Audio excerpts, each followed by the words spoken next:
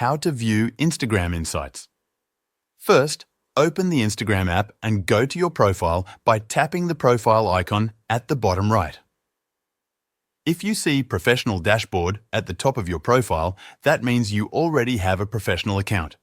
If you don't see it, you need to switch to a professional account first. Now, go back to your profile and tap the three lines in the top right again. You will now see a new category called For Professionals. Below that, tap Insights. Here, you can see analytics about your account and content. You can check who has seen your posts or reels, who has liked and commented, and how many accounts you have reached and engaged with. If you tap on Total Followers, you will see more details about your audience.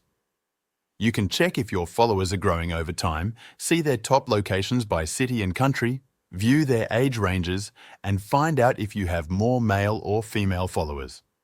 You can also see the most active times of the day and week when your followers are online. This data helps you understand your audience better and improve your content based on what they engage with the most. That's how to view Instagram insights.